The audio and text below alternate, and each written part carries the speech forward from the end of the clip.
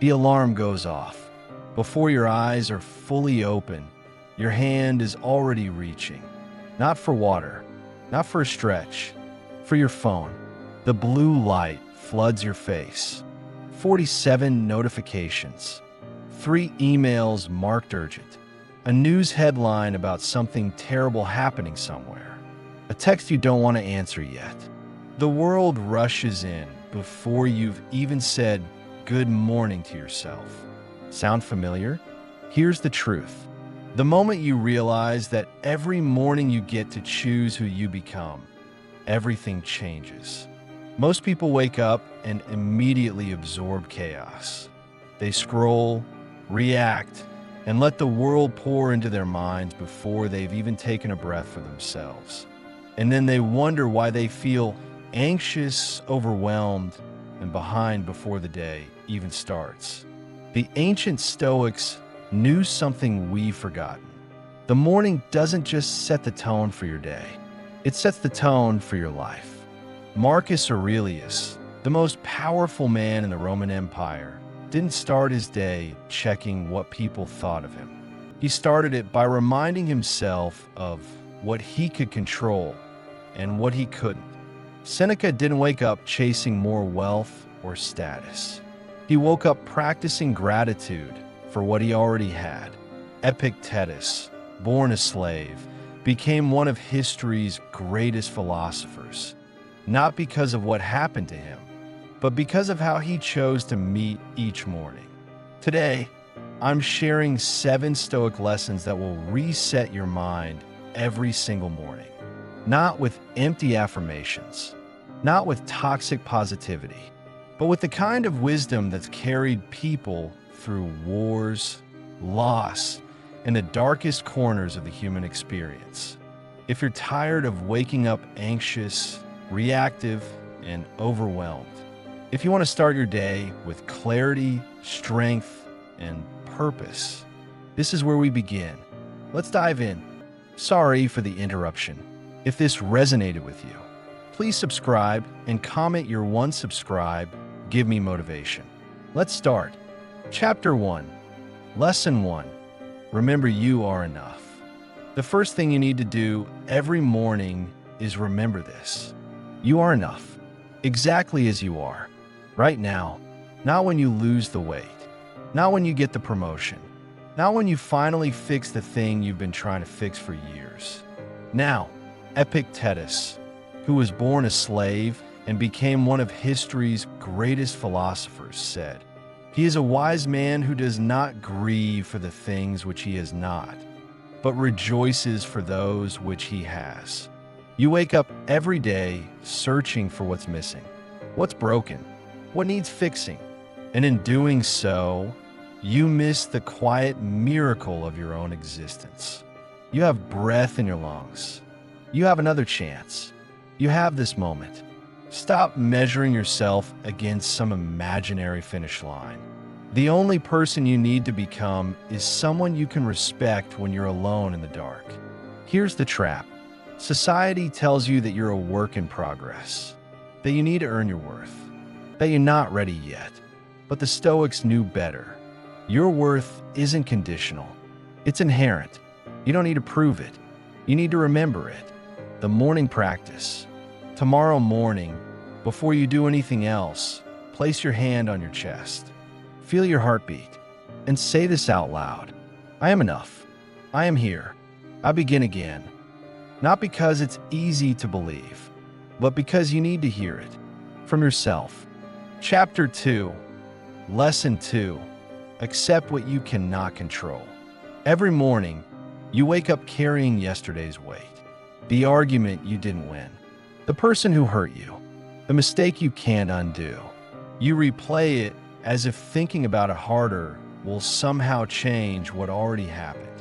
Marcus Aurelius wrote, "You have power over your mind, not outside events.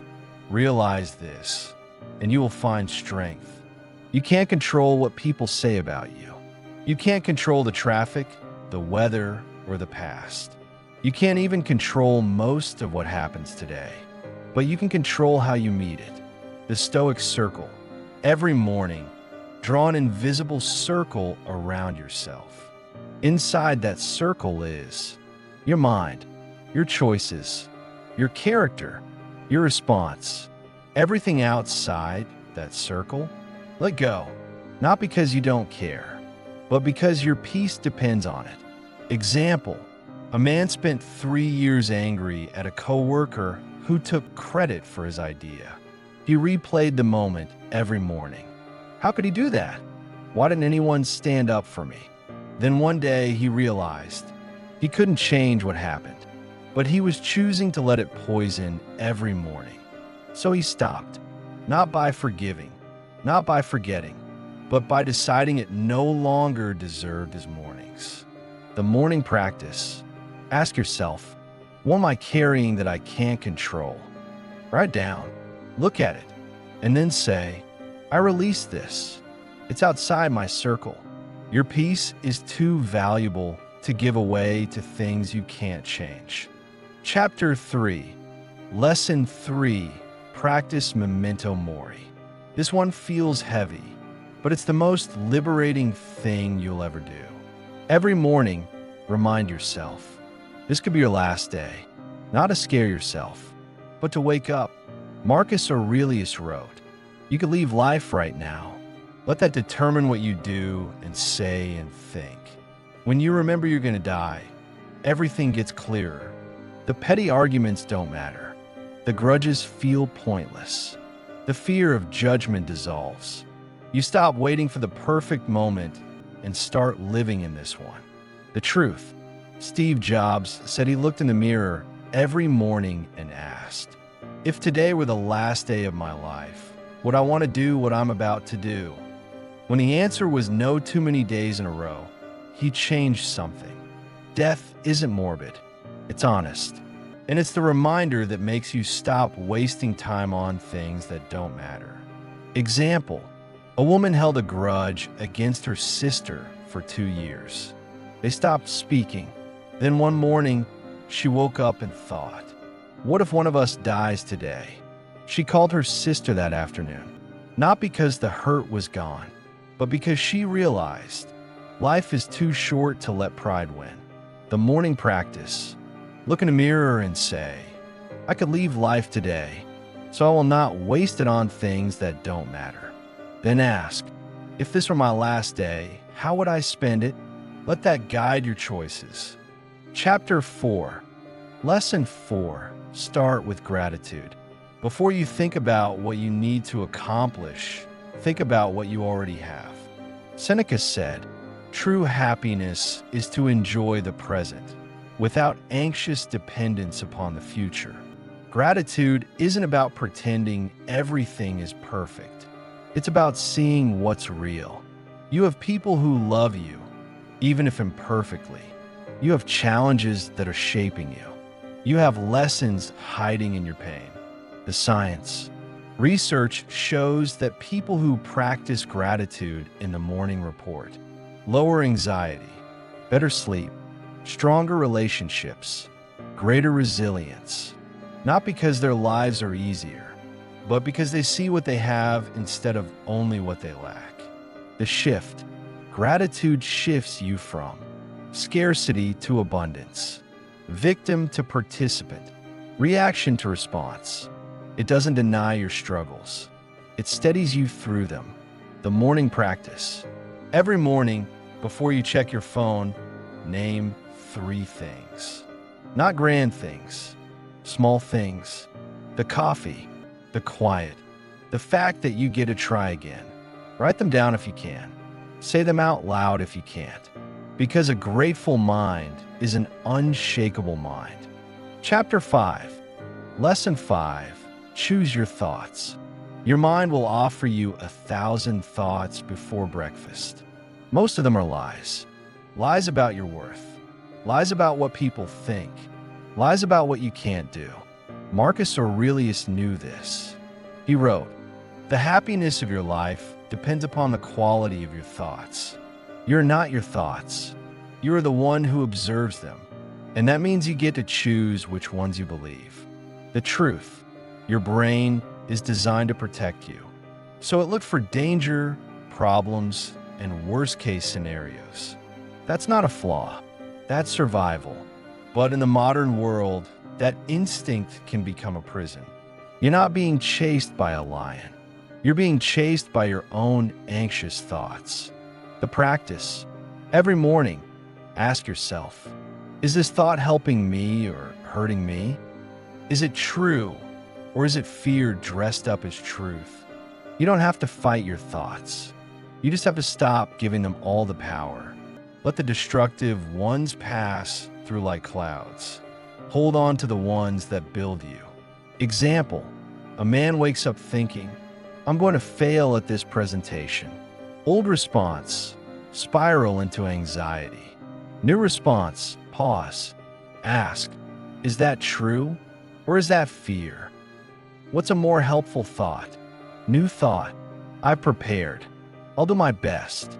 That's all I can control. The morning practice. When a negative thought shows up, write it down. Then beside it, write a thought that serves you better. Not a lie, just a truth that helps instead of hurts. Your mind is your kingdom. Govern it wisely. Chapter 6, Lesson 6. Do one hard thing first. Discipline isn't punishment. It's self-respect in action. Every morning, do one thing that's hard. Not because you have to, because you said you would. Epictetus taught, no great thing is created suddenly, any more than a bunch of grapes or a fig year. If you tell me that you desire a fig, I answer you that there must be time. Let first blossom, then bear fruit, then ripen. The hard thing doesn't have to be massive. It could be making your bed, going for a walk, writing 3 sentences, doing 10 push-ups. The size doesn't matter. The follow-through does. Why this matters? Every time you do what you said you'd do, you're building trust with yourself. You're proving that your word means something. And that trust, that's the foundation of everything else. Example, a woman committed to writing for 15 minutes every morning. Some days, she wrote 3 pages. Other days, she wrote 3 sentences. But she never missed a day. After 6 months, she had a draft of her book. Not because she was perfect, but because she was consistent. The morning practice. Choose a hard thing. Something you can do in 5 to 15 minutes. Write it down the night before. Then do it first thing in the morning. Before email. Before social media. Before the world gets loud. This is how you build an unshakable foundation. Chapter 7, Lesson 7, Prepare for Resistance. Here's the truth. Today won't be easy. People will disappoint you. Things will go wrong. You'll feel tired, frustrated, maybe even defeated. But Marcus Aurelius woke up every day expecting this. He wrote, when you wake up in the morning, tell yourself, the people I deal with today will be meddling, ungrateful, arrogant, dishonest, jealous, and surly. And then he said, but I have seen the beauty of good and the ugliness of evil, and have recognized that the wrongdoer has a nature related to my own. The point, prepare for resistance, not so you become cynical, but so you stay grounded. When the hard moments come, you won't be blindsided. You'll be ready, and you'll respond with strength instead of shock, with patience instead of panic. The practice. Every morning, tell yourself, today will be hard, and I will meet it with strength, not as a curse, as a truth. Because when you expect ease and get hardship, you crumble. But when you expect hardship and meet it prepared, you stand. Example, a man used to get angry every time traffic made him late. Then he started preparing for it mentally every morning. Traffic will happen. I can't control it. I can control my response. The traffic didn't change. His reaction did. The morning practice. Visualize one challenge you might face today. Then decide how you'll respond. Not react. Respond. With calm. with clarity, with strength. That's Stoic power. Every morning is a reset, a chance to let go of who you were yesterday and step into who you're becoming today. The Stoics didn't promise that life would be easy. They promised that you could be strong, that you could be steady, that you could find peace even in the chaos. These 7 lessons aren't magic. They're practice.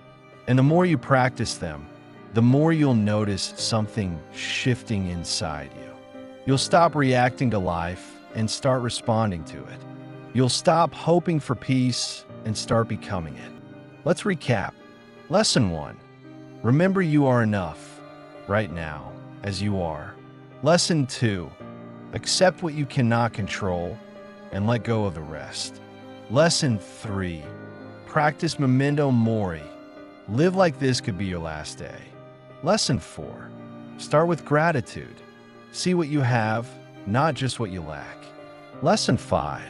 Choose your thoughts. You're not your mind's first draft. Lesson 6. Do one hard thing first. Build trust with yourself. Lesson 7. Prepare for resistance.